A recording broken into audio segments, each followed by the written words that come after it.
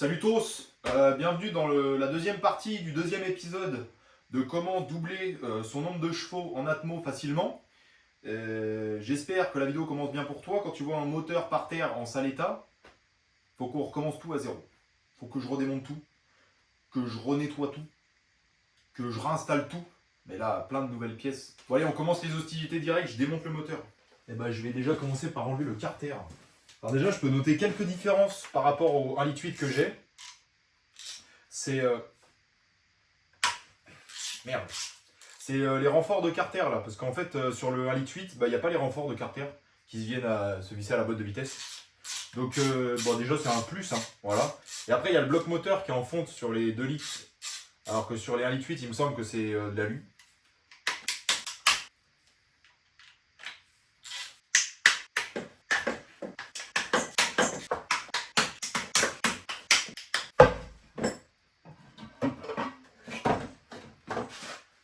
Il y avait encore de l'huile un petit peu dedans. Ensuite j'enlève la pompe à huile. Comme ça va être plus simple pour démonter la culasse. Et là je démonte les bougies, je me rends compte qu'elles sont explosées. Parce qu'il y a un piston, il a explosé. Bah c'est des bougies en inox. C'est pas des bougies en acier, du moins.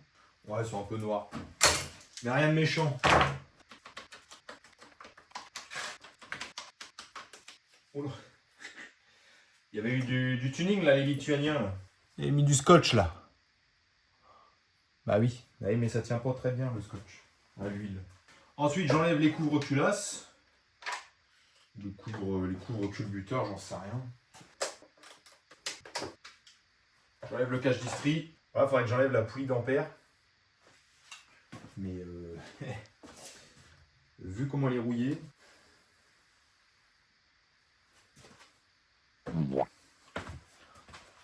Je vais prendre ma clé dynamométrique pour desserrer le boulon. Mais j'ai fait attention cette fois-ci de le régler à 210 Nm. Voilà. Comme ça, elle peut desserrer au moins 210 Nm. Apparemment, c'est comme ça que ça marche, qu'on m'a dit. Donc là, je pense que ça va tourner. Allô ?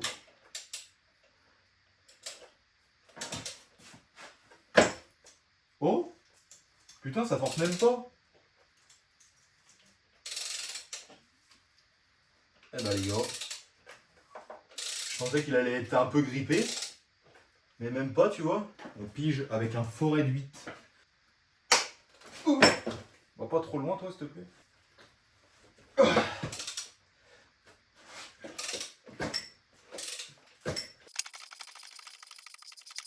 Ah, donc j'ai réussi à le desserrer parce que j'avais mis la clé à 210 Nm, c'est pour ça. En fait, quand on met le maximum de la clé, on est sûr qu'on va pouvoir desserrer le boulon à peu près. Sauf si ton boulon il est serré comme un K24 par exemple. Une poulie d'ampère de K24. Alors en vrai, je pourrais desserrer les Nm pour que ce soit plus simple. Mais en même temps, ça me fait un peu les muscles. Ah. Moi, je vais pouvoir enlever ma clé et mettre la clé à cliquer. Il faut savoir aussi, c'est que les clés à cliquer devinent automatiquement le Newton. Comme ça, c'est de moins en moins compliqué à dévisser en fait. Parce que bah, ça force de moins en moins. Mais ces clés-là, on ne peut pas les utiliser pour dévisser des boulons très serrés parce qu'elles ne peuvent pas deviner assez haut. Ça doit être, il me semble que la limite c'est 100 Nm. Après, impossible à desserrer. Bon bref, voilà, j'ai réussi à enlever le boulon. Ah, la poulie d'ampère, elle est un peu. Voilà. Je vais mettre les arbres à cam au point de calage, comme ça je vais pouvoir les dévisser.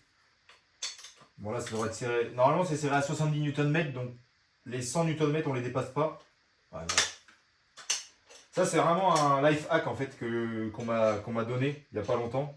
Et vraiment depuis ça me change la vie quoi. Même chose pour l'arbre à cam à l'échappement. Et là j'enlève les 58 vis qui tiennent les arbres à cam supérieurs. Mais pourquoi je dis supérieur?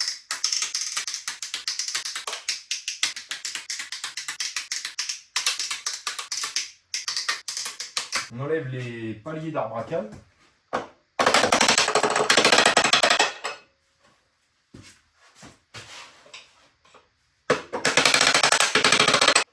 Lâche-moi. Qu'est-ce que tu me veux, toi?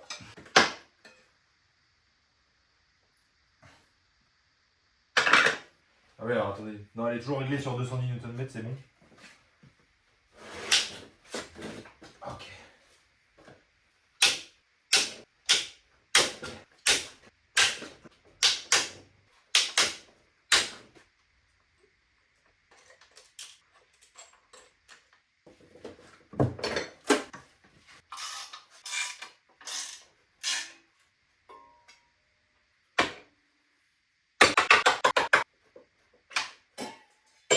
En fait, il n'y a vraiment rien qui est bloqué sur ce moteur. Hein.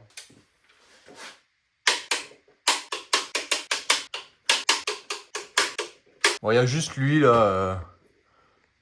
Il est un peu rayé là. Il est bien coupé. Mais le vilebrequin, il dit rien du tout. Après ça, j'ai continué de démonter les pistons, les bielles et le vilebrequin. Bon, alors les pistons, pas des pistons, c'est des parois de cylindre. Donc les parois des cylindres, elles sont polymiroirs. Il y a 2-3 marques encore de rodoir, mais c'est pas cool. C'est pas censé être polymiroir comme ça. C'est ça sur les 4. Là, il y a des traces, mais on ne les sent pas à l'ongle. C'est pareil, hein, sur les pistons, il y a des traces là de frottement, mais ça se sent pas. C'est visuel en fait. Donc non, le moteur, il est très très sain. Il n'y a aucun problème là-dessus. C'est impressionnant. Il est juste pourri de l'extérieur.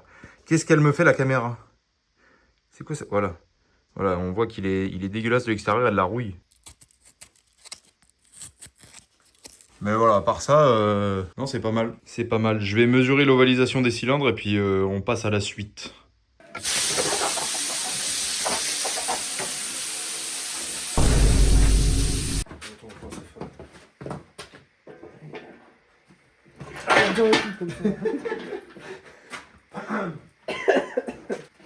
Et ben voilà, moteur fini.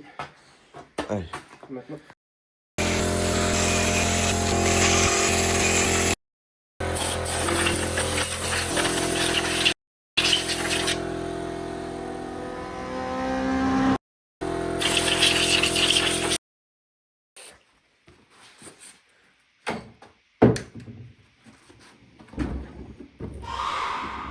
C'était pas prévu ça.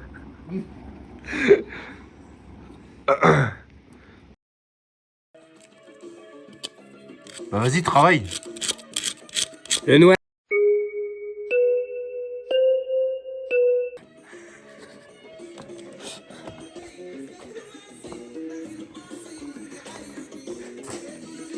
Abel, il a peint le moteur avec de la peinture action, voilà, un truc traitement thermique. Ouais. Voilà. Parce que Sylvain il a pas l'argent pour. Ça coûte trop cher. Les pièces coûtent cher. Ça il a pas l'argent. Donc voilà, c'est de la peinture chez Action Spectrum Heat Résistant. Ça fera l'affaire pour les moteurs. Hein. De toute façon, le moteur il est tout noir. Je viens de dérégler ton... Et donc le temps qui sèche, on l'avait préchauffé un peu au four à 180 degrés. Et donc le temps qui sèche, du coup, j'ai fait un post sur Instagram. Donc voilà, là il y a toutes les pièces en gros que je vais monter sur le moteur, donc je t'explique tout. Déjà, volant moteur allégé avec embrayage stage 4 sans amortissement 4 patins. Donc celui-là c'est tout ou rien je pense. Et cette fois-ci, j'ai acheté le mécanisme renforcé de chez Sash. Donc là ça va vraiment être on-off, ça va pas être comme la première fois avec mon 1,8 litre. Ensuite, je repars sur les culbuteurs mécaniques réglables. C'est pas des culbuteurs, je suis désolé, je vais te faire insulter. Poussoir. Attends, j'ai tenu la caméra. C'est pire. Donc je repars sur les poussoirs mécaniques parce que du coup entre les 1,8 litre et les 2 litres c'est la même chose. Poussoir mécanique réglable avec une vis. On en a desserré un. Ça s'est desserré assez difficilement donc ça a tenu les 200 km. Toujours les ressorts renforcés avec les arbres à cam qui ouvrent à 290 degrés je crois de chez Piper Cams. Tout ça ce sera sur un Excel qui est dans la description là, vas-y clique. Soupape forgée parce que je sais pas. Elles sont plus lourdes, donc c'est pas forcément mieux pour un Atmo, mais j'ai pris les soupapes forgées. Poulie d'arbre à cam réglable de chez 4 Cams. Pompe à huile, plus gros débit, parce que c'est la pompe à huile de turbo de 2 litres turbo, donc elle a un plus gros débit. Et ensuite, pour ce setup-là, c'est pour ça que la vidéo elle met tant de temps à sortir, c'est que j'ai eu énormément de galères avec. Au début, j'avais acheté des pistons avec un axe en 19 et j'avais acheté des bielles avec un axe en 19. J'avais reçu les pistons et un mois après, j'avais toujours pas de nouvelles sur les bielles. Et du coup, j'avais envoyé un message et on m'a dit bah les bielles elles commenceront pas avant 2026. Et on était en octobre quoi. Donc du coup, j'ai été voir Lenny. Lenny, j'allais dire Lenny Situation. Lenny Compétition, c'est lui qui m'a envoyé en gros les bielles et les pistons. Donc là on est sur une compression à 12,8. Donc là ça rigole plus. C'est plus là on n'est plus dans le garage en train de creuser les pistons pour éviter que les soupapes elles touchent. S'ajoute à ça la magnifique culasse que Abel il a fait un magnifique travail. En fait il a fait du porting mais encore plus que le 1,8 litre. Il a agrandi de 2 mm au rayon. 2 mm au rayon sur les échappements et sur les admissions. Je vais pas soulever parce que ça va. Mais ils verront. Le 1,8 litre, j'avais déjà augmenté de 2 mm et ça donnait la cote d'origine du 2 litres. Donc là, c'est comme si j'avais agrandi de 4 mm au rayon. Le Voilà. 1,8. Merci Abel. Après bougie iridium et puis rampe de GSX-R 1000 toujours. Avec cette fois-ci du coup des injecteurs des injecteurs Bosch EV14 Short qui font 440 cc de mémoire. Et après, donc ça c'est une poulie de chez A2MG Compétition, poulie dampeur qui dampe plus grand chose parce qu'elle est en alu, qui est pour XUD JKTRS et en fait elle est plus petite. Alors d'un côté c'est bien parce que du coup ça veut dire que vu que mon moteur il va prendre plus de tours, vu qu'il n'y a que l'alternateur qui est entraîné, il va prendre moins de tours puisqu'elle est plus petite la poulie. Mais le problème c'est... elle est où la pièce? J'y vais. Ça c'est dans une vidéo de lui. Mais il veut pas la sortir, il veut pas filmer. Et je le force du coup. C'est chiant de filmer. Non, c'est pas chiant. Il faut que je fasse, j'ai dit aux gens que je faisais. Il fait. Donc ça c'est une plaque. Ça va comme ça. Avec le vilebrequin qui passe de ce côté-là. Et en fait, le point de pige il est juste là. Et en gros, si je cale à peu près bien la poulie, bah, le point de pige, il est pile poil sur les rainures ici. Donc on va voir comment on va faire. Pour l'instant, c'est un problème pour le nous du futur. Après, au niveau des coussinets de bielle, je pars sur du ACL race Engine Bearing Performance. Là. Et sur les paliers de vilebrequin, c'est du Kohlberg Schrim. S'ajoute à ça un capteur Bosch pour avoir la pression et la température d'huile. Voilà, au début j'étais parti sur des trucs chinois AliExpress, mais c'est quand même important l'huile, donc j'ai pris un vrai truc Bosch. Et après pompe à essence AEM 340 litres/heure. Abel, il faut monter le moteur. Il est quelle heure c'est pas? Je sais pas. 5h01.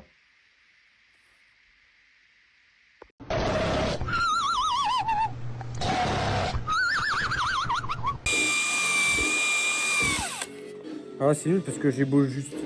Mais c'est pas comme ça que ça se finit.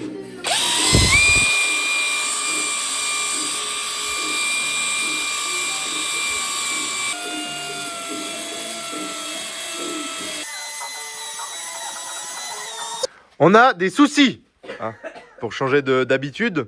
J'avais commencé, il est en train de crever. Derrière, j'étais en train de roder les soupapes. J'ai pas tout fini, mais Abel était en train de monter les pistons avec les bielles, qui sont magnifiques. Et en fait, il y a zéro jeu entre le piston et la bielle. Pourquoi ça?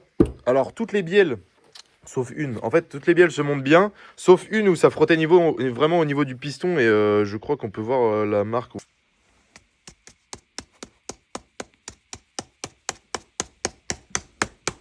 Et en fait, Sainz, ils envoient les bielles donc à Lenny. Lenny, il a demandé toutes ces références-là, toutes ces cotes-là.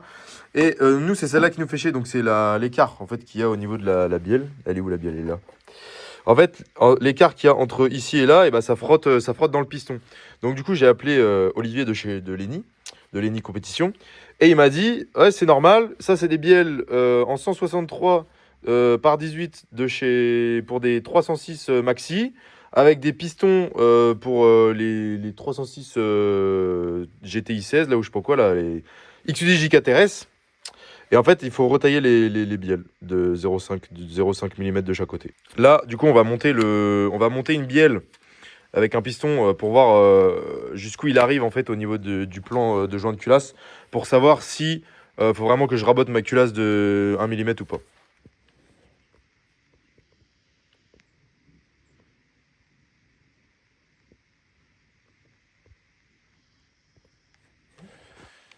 « 1,3 à raboter. Bon. Donc tu rabotes de 1. Du coup, j'ai été raboter le bloc de 0,5 mm pour garder une distance convenable avec le piston, parce que là, on était à 1,3 mm de la culasse. Moins 0,5, ça fait 0,8 mm, plus un joint que je vais mettre de 1,2 mm, je crois, pour l'instant. Donc on est à 2 mm de la culasse. À chaud, du coup, la distance sera moins élevée. Ça permet de garder une bonne fiabilité. Et le vilebrequin a été équilibré afin de pouvoir prendre 10 000 tours sans avoir de vibration. J'ai acheté un support moteur parce que les Lituaniens, ils n'avaient pas inclus le support moteur. Et en fait, il est énorme le support moteur. En fait, il vient se mettre ici, là.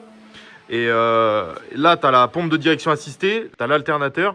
Et encore plus en bas, tu as la clim. Sauf que moi, je vais utiliser que l'alternateur, là. Et de base, il se met sur les fixations qui sont ici et là. Et ce que je vais faire, c'est que je vais couper tout le long, là, pour pouvoir le mettre plus en hauteur. Et comme ça, je vais pouvoir supprimer toute cette partie-là. Parce qu'en fait, ça, c'est hyper lourd. C'est de la fonte, ça doit faire 10 kg. Voilà le support moteur final.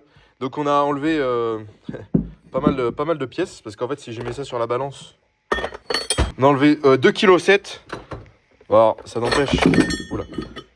Ça n'empêche que le support final, il fait quand même 4 kg. Mais voilà, là, il est brossé. On va le peindre. Comme ça, il va être noir, il va être magnifique. Bon, puis ensuite, on est parti faire de l'usinage pour trouver une solution justement au problème que tu vois à l'écran. En fait, quand on a monté le piston dans le bloc avec la bielle, et ça soulevait la culasse de 1,5 mm, je crois. Donc on est parti pour retailler les pistons, mais au début, ça rentrait pas dans le tour. Du coup, on a essayé à la fraiseuse, avec une fraise hyper tuning, parce que c'est un outil AliExpress qu'on a plié, qui a pété, qu'on a ressoudé. Non, non, non, non, non, non, non. Oui. Et au final, après, on a découpé un bout de tube pour mettre le piston dans le tour. Et après, c'était beaucoup plus propre et beaucoup plus précis comme manœuvre.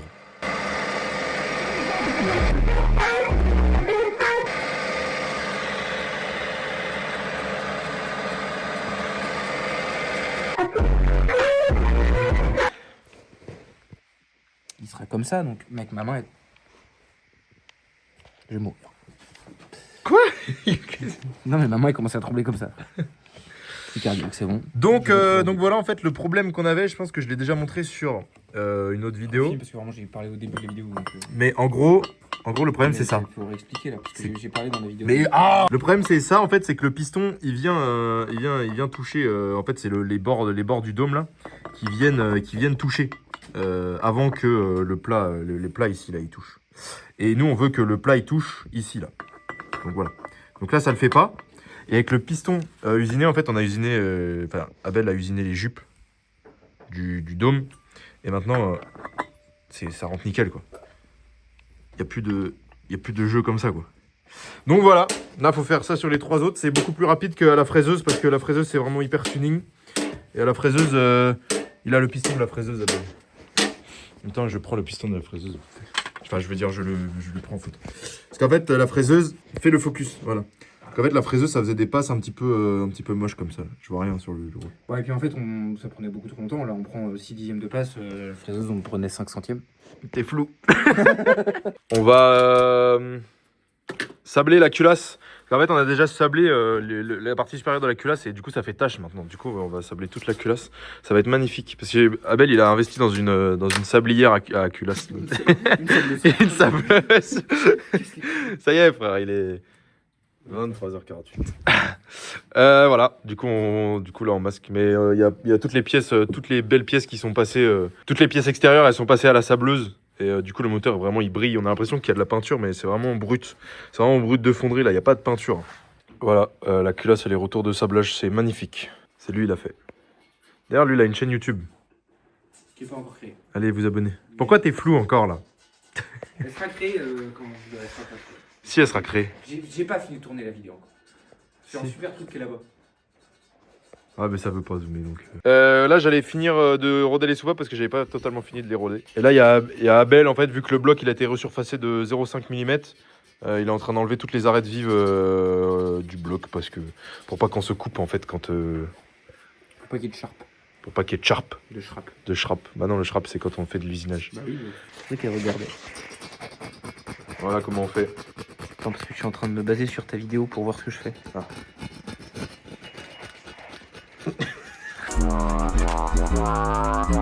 Un peu rapide.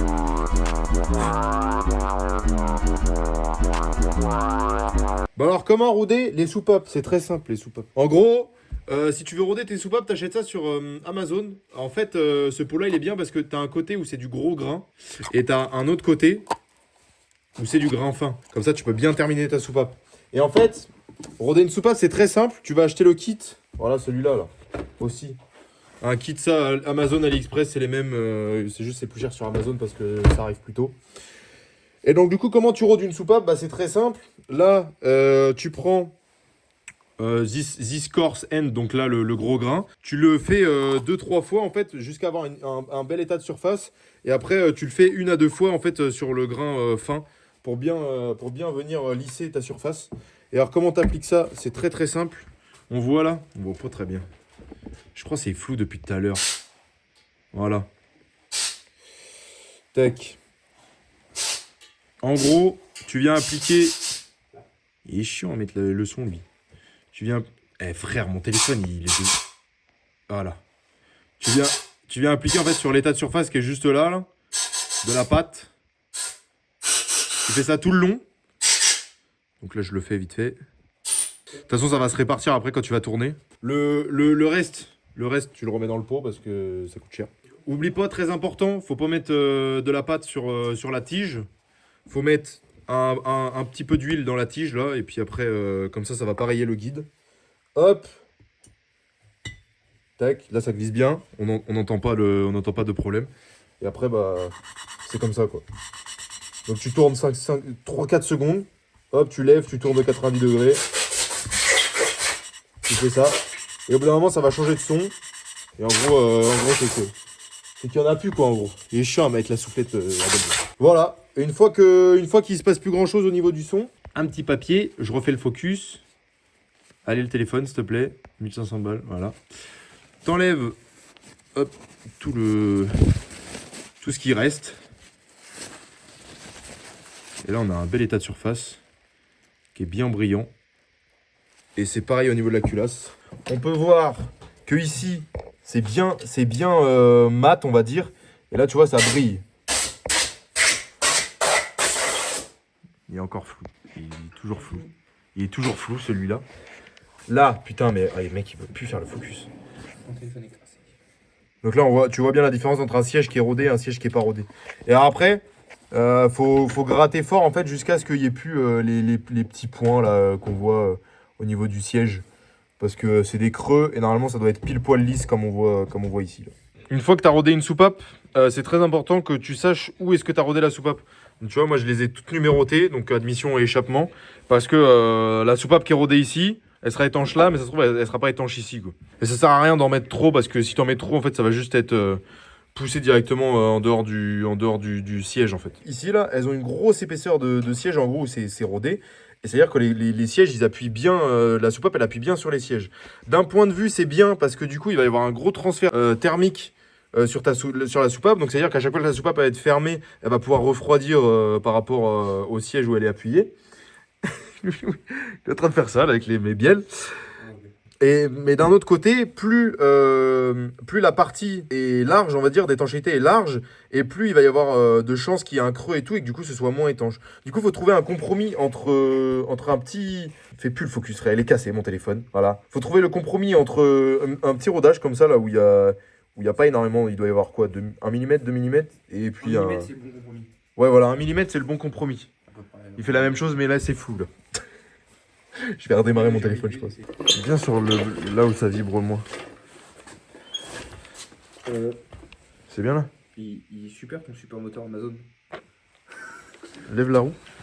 Là, il manque une goupille. Elle est partie la goupille. On a remonté le vilebrequin, on a fait les essais au plastigauge sur les paliers. On est en cote maxi, mais on est dans les tolérances. Et là, on allait vérifier le jeu axial. Et c'est vrai que moi, j'ai jamais vérifié le jeu axial. En fait, c'est pour voir si le vilebrequin, il y a beaucoup de jeux comme ça ou pas. Parce qu'en fait, le mécanisme d'embrayage, bah, c'est de l'autre côté, mais le mécanisme d'embrayage, quand il appuie sur l'embrayage, bah, ça décale tout le vilebrequin, quoi. Donc, vas-y, Abel, montre-nous comment est-ce qu'on fait voilà, avec un pied de biche. Donc, en fait, on le pousse d'un côté. On le pousse au max et puis là je peux pas le pousser plus loin donc Voilà. je suis à 0. Là, on est en butée à 0. Puis après je le pousse de l'autre côté. Et il le pousse dans l'autre sens. Et du coup, là, on est à 0, à 13, du coup. 13 centièmes. 13. Et donc, sur la RTA, c'est entre 0,07 et 0,27. Donc, on est pratiquement au milieu. Et la caméra devient floue, dégueulasse. Mais du coup, voilà. Le bas moteur est presque remonté. Après, il n'y aura que les magnifiques pistons qui sont préparés, qui sont gappés. Tous les segments sont gappés, en cote maxi aussi. Donc, bon, bah voilà. Le moteur, il va pas serrer, là. Alors attends, cote maxi sur les secondaires, cote mini sur les coupe-feu. Hein. Oh, bon. Qu'est-ce qui se Après les coupe-feu, alors toi, t'as mis du fou partout. Ah mais gros, c'est de pire en pire. On vient de faire le plastigauge sur 2 bielles. Donc j'ai expliqué ce que c'est le plastigauge, c'est très simple. En fait, on a des petites pastilles comme ça, qui sont toutes minuscules, voilà, par rapport à mon doigt. Et qu'on vient mettre en fait sur les tourillons ou sur les paliers de vilebrequin, ça dépend. Et ensuite, on vient serrer avec les nouveaux coussinets. Pour savoir en fait le jeu que ça nous donne. Et en fait, quand ça va être écrasé, et bah, plus il va être large. Et en fait, avec la réglette, on va pouvoir avoir les différentes distances. Donc ça existe en millimètres et en pouces pour les Américains. Et par exemple, là, le jeu sur les bielles, c'était entre 0,038 et 0,069. Et donc là, on a 0,063 et ça fait pile poil la taille. Donc voilà, c'est comme ça qu'on mesure en fait. Et donc là, on est en cote de jeu pratiquement maximum, mais ça passe. Donc on va continuer les autres et du coup voilà, c'est comme ça qu'on mesure au plastigauge. Comme ça qu'on appelle le plastigauge, c'est achetable sur Amazon. Le réglage des poussoirs mécaniques, mécaniquement réglables avec une vis. Comment on fait ça? Alors, dans la première vidéo, j'avais pas montré comment on réglait ça parce qu'en fait j'en avais chié. J'avais dû passer 8 heures à régler les 16. Et en fait, là en enlevant tous les réglages, on va dire, pour les remettre à la bonne hauteur, eh bien je me suis rendu compte qu'en fait avec l'ancienne colle, eh bah, ils sont beaucoup plus durs à tourner et donc du coup beaucoup plus compliqués à dérégler quand je veux les serrer. Donc je vais te faire un petit tutoriel pour savoir comment régler tes poussoirs, parce que si un jour tu achètes cette merde là, achète des pastilles. En vrai c'est beaucoup mieux les pastilles, parce que ça je sais pas si ça te tiendra dans le temps, mais voilà. Moi j'ai acheté ça parce que je me suis dit c'est réglable, comme ça j'ai pas besoin d'acheter de pastilles, mais bon, vu comment le truc il est, ça me fait un peu peur quand même. Bref, j'ai déjà mesuré tout cela. Donc ce que j'ai fait, c'est que j'en ai pris un, je l'ai mis à son emplacement là. J'ai mis l'arbre à cam par-dessus et j'ai mesuré combien il y avait de jeux. Alors, sur les documents techniques des XU10, même des XU7, je crois, c'est sur tous les XU, c'est pareil. Au niveau de l'échappement, en fait, entre l'arbre à cam et le poussoir, il faut qu'il y ait 0,4 mm, avec plus ou moins 0,05 mm. Au niveau de l'admission, c'est 0,2 mm, voilà, parce que bah, là, c'est plus chaud, hein, parce qu'il y a les gaz d'échappement qui sortent. Donc, en fait, ce que j'ai fait, c'est que j'ai mesuré un poussoir, donc pour savoir, j'ai mesuré en fait avec un micromètre. Tu vois, je l'ai micrométré comme ça, à l'intérieur. Après, j'ai tourné la molette jusqu'à ce que ça me donne une valeur, là. Je vais pas te faire un tuto comment ça marche, ça, parce que même moi, je galère un petit peu, mais j'arrive à comprendre, mais j'expliquerai pas. Donc, j'ai pris la mesure de la vis réglée. Donc, lui, en longueur, il fait 18,84 mm. Ensuite, j'ai pris un jeu de cale-paillettes et j'ai mesuré, en fait... l'espace qu'il y avait entre la cam. Donc la cam, faut qu'elle soit au repos, hein, parce que sinon tu vas rien mesurer du tout, parce que la cam elle sera en appui là. Faut qu'elle soit en repos en gros. Faut pas qu'elle appuie sur le poussoir. Et donc du coup j'ai mis mon jeu de cale-paillettes ici. Faut bien s'assurer que l'arbre à cam il soit bien appuyé sur la culasse, hein, parce que s'il est levé, les valeurs elles sont merdiques. Tu peux rajouter ça là qui vient supporter l'arbre à cam par dessus, mais c'est juste trop compliqué à prendre pour prendre les mesures, parce que tu vois t'as une épaisseur comme ça là qui se retrouve ici. Et c'est trop compliqué. Donc, tu t'assures que ton arbre à cam il soit bien appuyé. Tu passes ton jeu de cale-paillettes.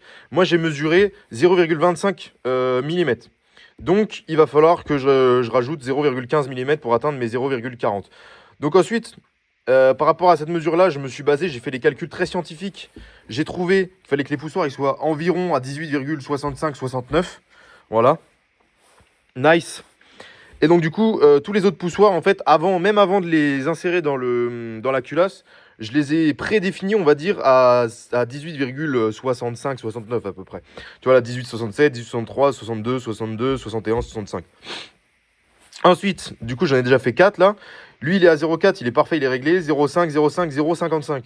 Donc, il faudra que j'enlève 0,10 en gros, il faudra que je redesserre un petit peu. Et ce qui est bien en fait, c'est que vu qu'il y a la colle du précédent montage, eh ben, tu peux pas les dérégler facilement. Donc, quand tu les installes, que tu les mesures, ou même quand je vais les serrer tout à l'heure, ils vont pas tourner sans que je le veuille. Et du coup, je vais vraiment garder mon réglage 18,52 il faut là. Non, 18,72.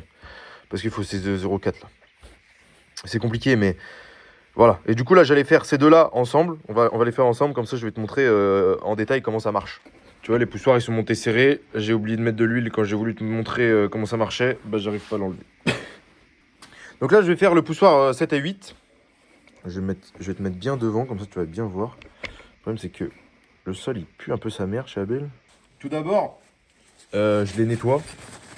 Je les nettoie parce que sinon, après, ils vont être... S'il y a une seule particule de merde qui se met entre la paroi et le poussoir, t'es dans la merde après pour l'enlever. Je fous de l'huile au bout du machin. Et là, hop, je mets ça sur le set. Alors, faut que c'est... Tu vois, il n'y a pas beaucoup de jeu. Tu vois, là, je peux encore le faire tourner. Je peux le faire revenir. Ça gratte un peu. C'est de le faire tourner pour lubrifier. Là, j'appuie pour être sûr qu'il soit sur la soupape. Voilà. Tac, tac. Tu viens remettre l'arbre à cam. Toujours en position repos sur les deux cams. Hop, t'appuies pour être sûr qu'il soit bien mis. Et ensuite, tu prends ton jeu cale-paillette. 0,40. C'est ça le cale-paillette pour ceux qui ne savent pas. Hein. C'est qu'il y a plein d'épaisseur. Tu vois, ça fait 0,6 mm. 0,06 mm. 0,05 et du coup après tu peux additionner les trucs. Là j'ai 0,40. Ouais, j'ai 0,4 mm, ouais. Donc là je mesure. Là ça passe pas. Là ça passe, mais c'est limite. Donc ça se trouve lui il est bien réglé aussi. Donc ça fait 40 plus 0,5. Donc ça fait 45 du coup. 0,45 c'est le jeu max. Et lui il rentre pas. Attends, parce qu'il est pas rentré avec le... Non, le 0,5 il passe pas, donc c'est nickel. Lui ça passe pas non plus. On va essayer 0,35. Et lui, ça rentre pas non plus. Donc lui, on est pas mal. Les deux, on est à 0,4. Là, c'est nickel. Ensuite, enlève. Une fois que tu as la bonne longueur, en fait, après, faut... Est-ce qu'il peut faire le focus téléphone des fois, là?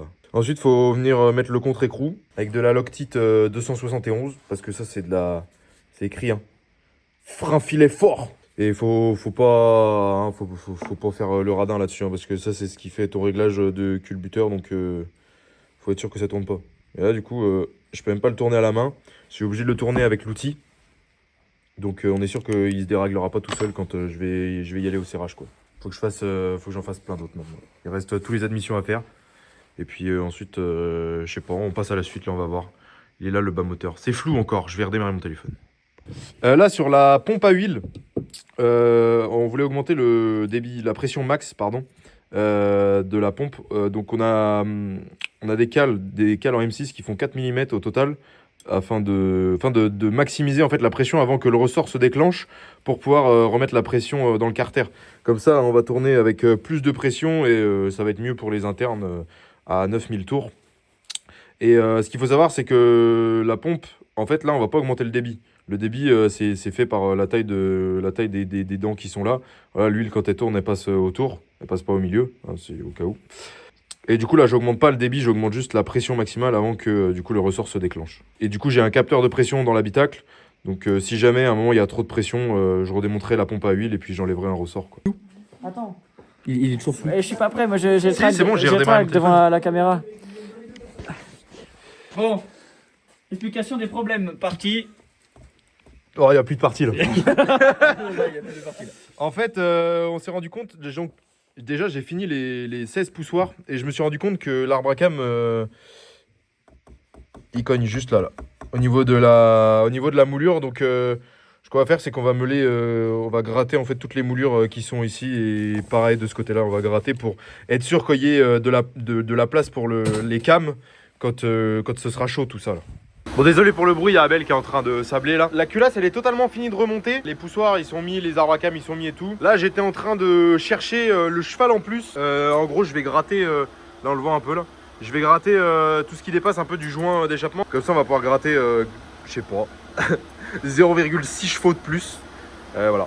Je vais faire ça avec la Dremel. Dernière chose qu'on effectue sur la culasse avant de la remonter définitivement sur le bloc moteur. On est en train de regarder le volume dans la culasse pour ensuite pouvoir estimer en gros à peu près combien de compression j'ai exactement avec ces pistons là. C'est pour savoir, voilà, je suis curieux. Puis avec le dôme et tout qu'il y a, on va essayer de voir pour faire un calcul. Il faut obligatoirement de la Elf Evolution 700 ST 1040, 10W40. Sinon ça marche pas, les tests ils sont foirés parce que l'huile est visqueuse différemment. Et là on remplit ça avec une pipette de 3 ml, du coup c'est long. Là on est à 30. On est à 30 ml dans la chambre. Bro a sorti la calculatrice pour faire le RV. En gros là actuellement j'ai un RV de 12,1 je crois avec un joint de culasse d'origine. Donc c'est un joint de culasse comme ça là, 1,2 mm. Histoire de, on va dire, que tout se fasse bien et tout. Et après je mettrai un joint de culasse de... 13,3 avec quoi? Ah oui, avec... 0,45. Ouais, mais 0,45 c'est compliqué là. Non, mais à fond, on va voir. Si je mets un joint de culasse de 1 mm cométique, donc en gros il s'écrase pas quoi. Et puis c'est un joint de culasse en ferraille. Et bien je passe à 12,4 de compression. Et le plus petit qu'il y a c'est 0,45 mm et je passe à 13,3.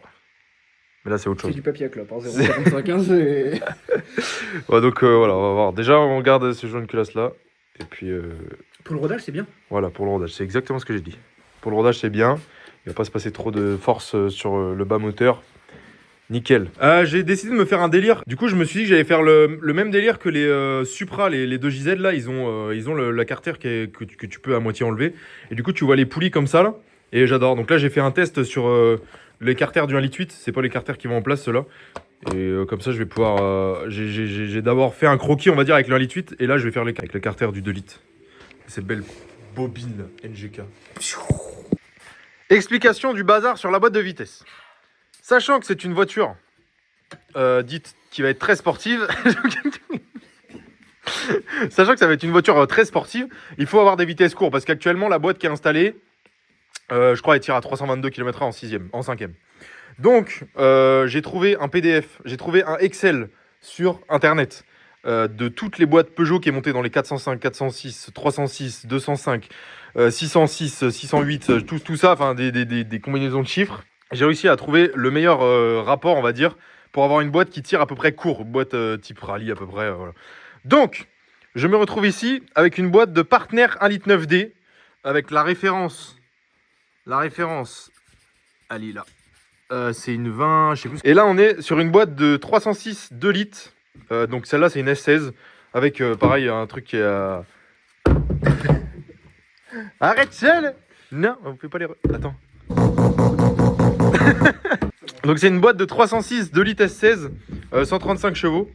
Donc ce qui va se passer en gros c'est qu'on va prendre tous les couples, tous les rapports pardon de la 1 à la 5e sur cette boîte là. En plus cette boîte là c'est bien parce qu'elle a le support en plus pour le carter d'huile.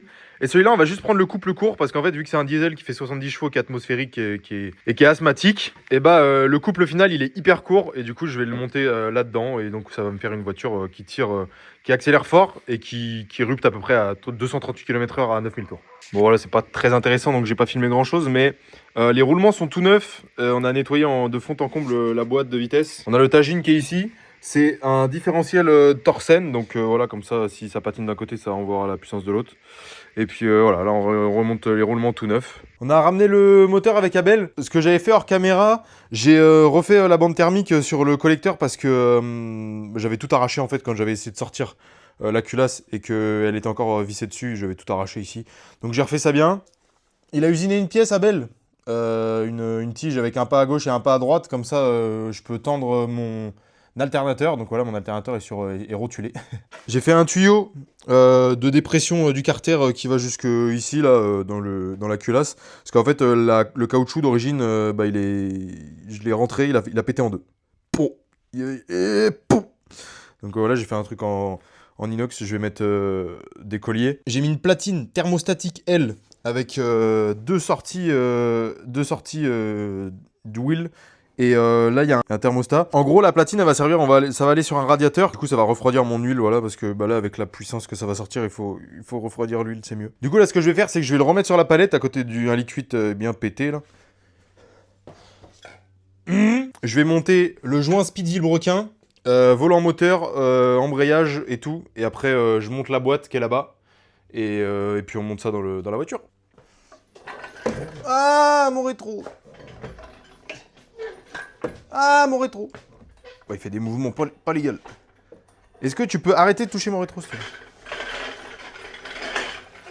Là.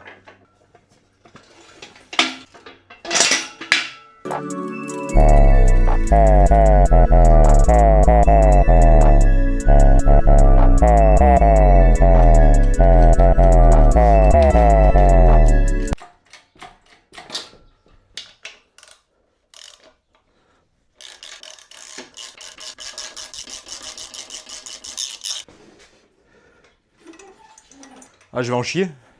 Je pense que je vais installer la... Ah, attends. Eh. Hop là. T'avais ça caché derrière ton oreille. On va faire comme ça.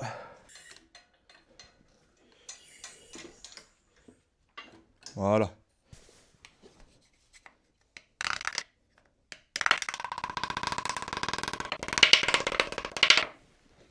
Volant moteur allégé. Et il y a une pige.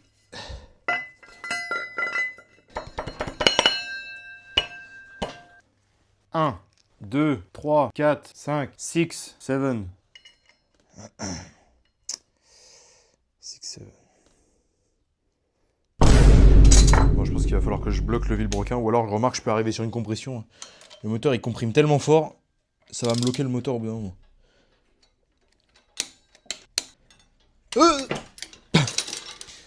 Du coup, j'aurais pu prendre un truc un peu moins violent que ça. Parce que ça, je sens que je vais le regretter très rapidement. Mais bon, c'est pas grave. On est là pour apprendre de nos erreurs. Donc la dernière fois, j'avais fait comme ça. Et alors attention, quand j'ai été faire équilibrer tout ça là, tu vois, il y a du verre là, il y a du verre ici là.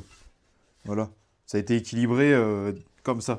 Donc du coup, il faut monter ça dans le même sens, parce que sinon, ça sert à rien d'équilibrer ton truc. Donc, non, toi, tu restes là, toi. Reviens ici. Ah, ça m'a écrasé les mains. Alors, il me semble que ça force ça. Oh, je vais péter un câble.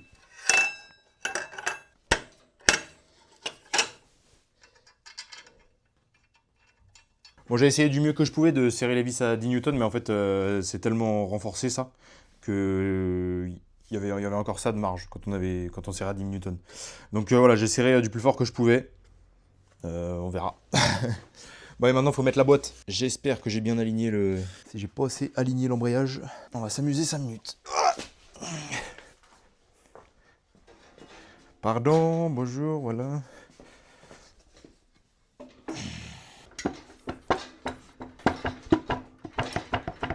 Je vais aller mettre une vis. Oh là, bah attends. Je crois que j'ai plus la... Est-ce que j'ai mis la butée? Je sais plus. Ne faisons pas les choses trop vite. La butée est bien ici.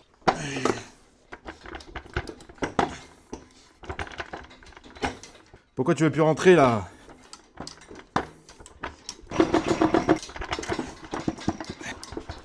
Oh oui. Là je suis aligné dans la pige. Il y a 50 vis différentes, gros. C'est en train de rentrer de travers MDR. Puis là comme l'embrayage il est raide comme la justice.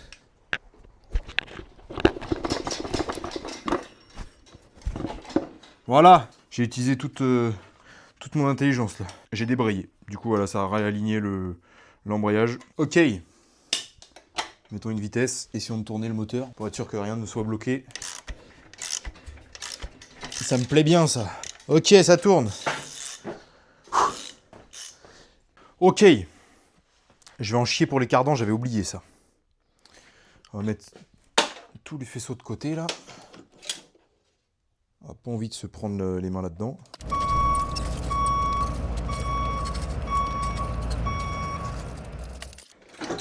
Tu vas où là? Déjà t'es dans le mauvais sens. Je vais te reposer doucement. Voilà, je pense qu'il va tourner. Ouais.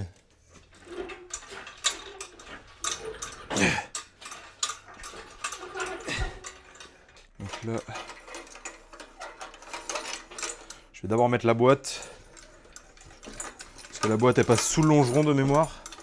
Un peu. Ok, banger. Super. On met la sécurité. Pareil, c'est marrant, il passe très très proche l'alternateur là. Alors après je crois que... Il manque des vis là aussi. Hein. Je crois qu'il va plus par là le moteur. Ah là là là là là là, let's go. Le moteur est monté quoi. Bon, la pompe à essence. La pompe à essence, je l'avais déjà changée parce que de... Ah non, je l'avais pas changé la pompe à essence. Alors, ce qu'il faut savoir, en tout cas, sur les modèles essence, c'est comme ça. Après, les modèles diesel, j'en ai rien à foutre.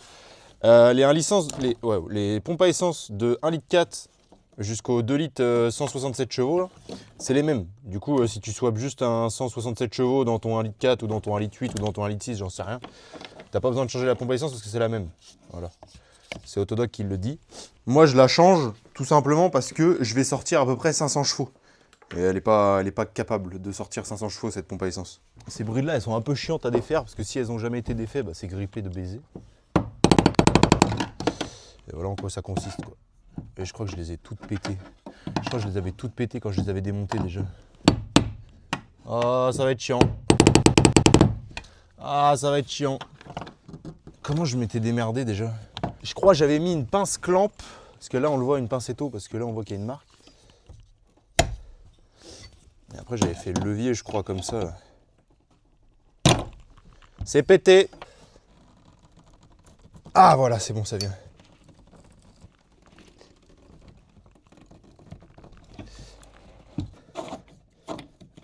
Ok. Bon. Maintenant, ça va être marrant parce qu'il faut mettre absolument toute la quantité d'éthanol dans la voiture, à peu près. Vu que c'est pas très bien branlé comme système. Donc là, voilà, il y a à peu près tout ça d'éthanol dedans. Et le truc, c'est qu'il va falloir que je l'incline pour faire passer le flotteur. Ok. Voilà. En même temps, je me suis permis de nettoyer un peu le réservoir en foutant la moitié à côté. On va remettre le cache pour pas qu'il y ait de la merde qui tombe dedans.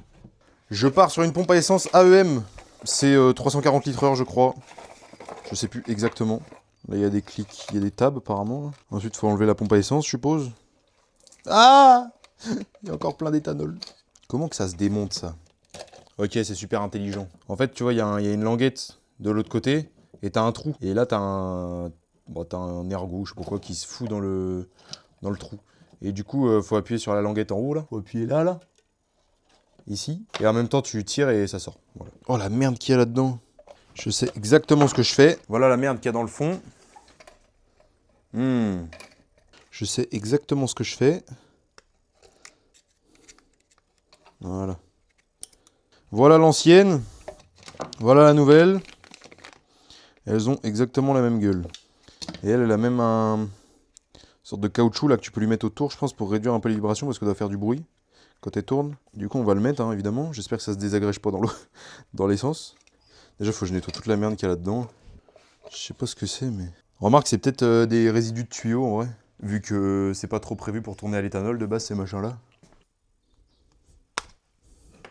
Et si je mets d'abord ça. Après, j'ai juste à mettre la pompe dans la chaussette. On remet les clips. Voilà. Et là, j'aimerais bien installer le nouveau connecteur tout neuf, là, tout beau. Mais c'est soudé. Et je sais pas si ça va bien s'enlever ou pas. Ah, ça... C'est pas bon signe. Ça veut pas fondre. Ah ouais. Ah, c'est tellement mieux. Fallait gratter un peu, en fait, parce qu'il y avait une couche de merde dessus. Je sais pas ce que c'était. Là. Voilà, super. Et là, on n'hésite pas sur l'étain. Plus il y en a, mieux c'est. Parce qu'il faut pas que ça chauffe ici. Si ça chauffe ici, c'est mauvais signe. Il va y avoir des problèmes. Et on veut surtout pas qu'il y ait de problème dans le réservoir d'essence. Voilà. Je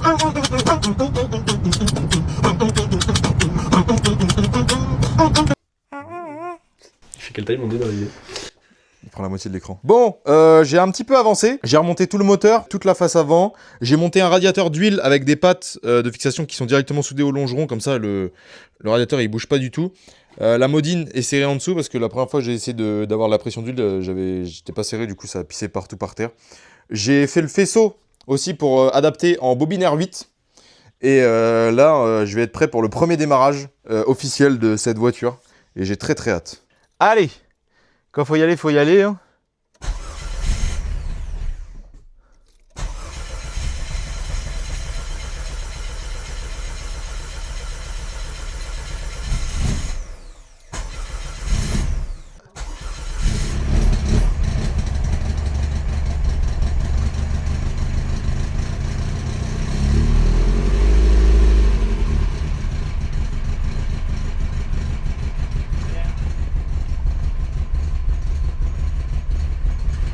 Attends, je suis à 11% de pédale là.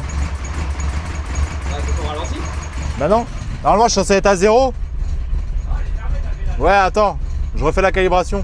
C'est chiant parce que je suis à 38 d'avance à l'allumage là. Je suis à 38 degrés au ralenti. J'ai pas vu à combien il était du coup l'AFR. À 38 degrés de ralenti, c'est chiant. Pour l'instant, je vais bloquer le timing à 14, tiens.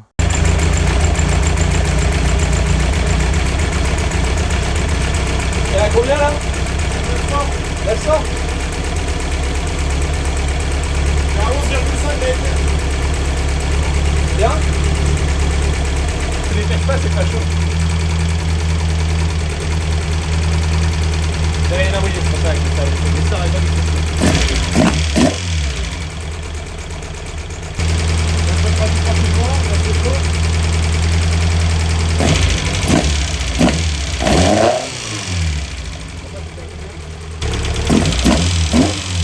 Oh là là, c'est rageur.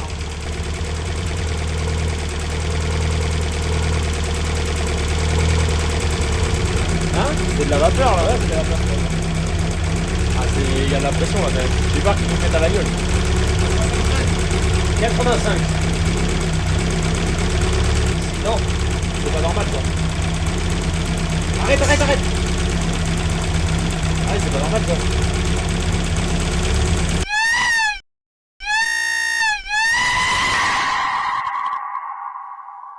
C'est le connecteur qui a pété. Mais ouais, je me suis dit, mais qu'il y avait trop de pression. Ouais. Ça me paraît bizarre. Est-ce que je l'ai pas. Je l'ai pas bien purgé? Ou alors mon capteur de température il est pas forcément bien calibré? Voilà! On est en train de rouler tranquillement, on fait la petite cartographie là vite fait sur la route. Alors elle fait un bordel monstre ça. Mais pour l'instant je vais pas à plus de 5000 et je vais pas à plus de 50% de pédale, mais déjà rien qu'à 50% elle a le démon. C'est impressionnant comment elle est comme ça. Ah j'adore. J'ai trop hâte qu'elle soit rodée, putain. J'adore.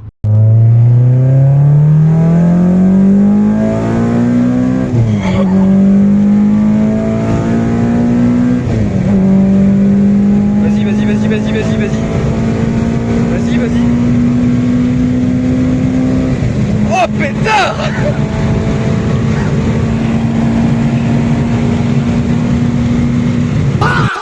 74 km après le démarrage de la voiture, elle a commencé à faire des trucs bizarres. L'huile, elle a commencé à devenir couleur café au lait. Et du coup, on a eu des problèmes de joint de culasse. Elle a surchauffé plusieurs fois, comme tu l'as vu dans la vidéo. Donc, on a décidé d'enlever le joint de culasse. De toute façon, fallait que je le passe en joint de culasse en ferraille. Là. Donc, on a commencé à démonter le moteur. On s'est rendu compte qu'il y avait 2 bougies qui avaient la céramique de péter. Voilà, donc ça fait pas trop plaisir. Et du coup, en déculassant, on se rend compte que le joint de culasse, il a pas grand-chose. Mais il y a un autre truc qui nous chagrine. Alors, les 2 bougies, c'était dans ce cylindre-là et dans ce cylindre-là. Donc, ce cylindre-là, il est pas mal amoché. Il n'y a plus le piston dedans parce qu'on l'a retiré. Parce qu'en fait, le piston, bah, il est mort. Voilà, la céramique qui a pété, elle s'est baladée tout autour du piston. N'achetez pas de bougie Bosch. Ouais, ça c'est des bougies que j'ai achetées, je savais pas qu'il y avait différentes... Enfin, Bosch c'était de la merde. L'autre piston, la céramique, elle a dû partir instantanément parce qu'il a absolument rien du tout.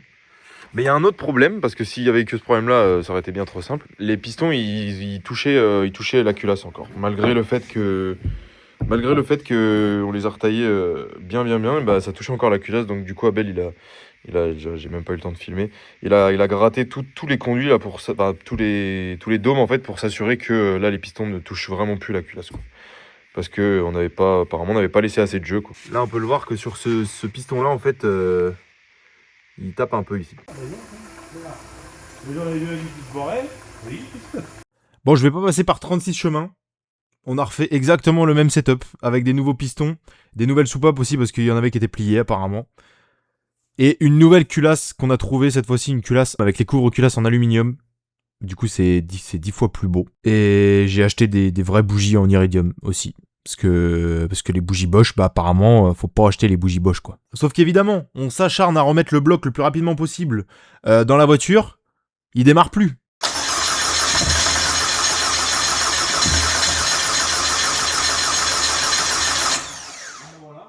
Et en fait, le problème, c'est que les injecteurs, ils injectaient, mais les bobines, tu vois, de temps en temps, elles s'allumaient, mais parce qu'elles utilisaient le 5 volts du Speeduino. J'avais pas relié la masse, en fait, comme il fallait, et du coup, quand on a relié la masse, bah, les cylindres, ils étaient gorgés d'essence, quoi. Attends, je teste une bobine. Évidemment, je teste la bobine qui est sur la phase d'échappement, quoi. En tout cas, on sait que ça marche bien. Bon, j'ai fait à peu près 450 km, je crois, si je dis pas de bêtises. Voilà, 445 km depuis le démarrage du bloc après l'avoir reformé. Pour l'instant, le rodage se passe très bien. Il y a la fiabilisation aussi qui est en train de rentrer en vigueur. C'est impressionnant parce qu'il y a plein de trucs qui se barrent en fait. Le moteur il vibre tellement. À un moment, j'ai eu la vis du capteur Arbracam qui s'est barré. Donc bah évidemment la voiture elle a coupé, quoi. Là, j'ai l'autre écrou qui est censé être de l'autre côté, bah il s'est barré. J'ai un écrou pour le support de la vacuum box qui s'est barré aussi.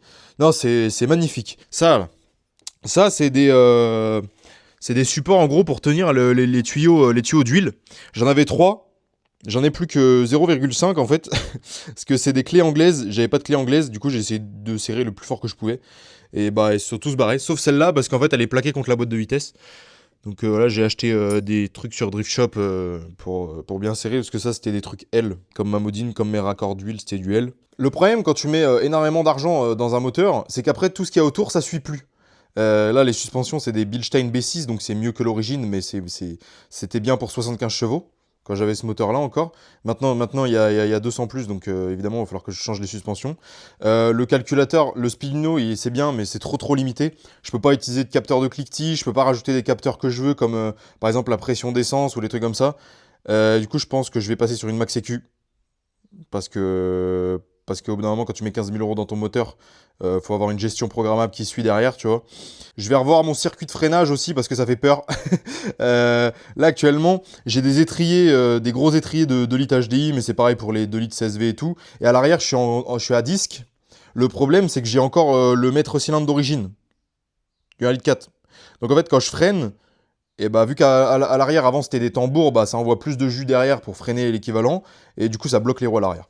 Donc je vais faire un système de frein complet avec molette et tout, je vais mettre un frein à main aussi, ça va être marrant. Voilà, je vais essayer de dissimuler tout ça.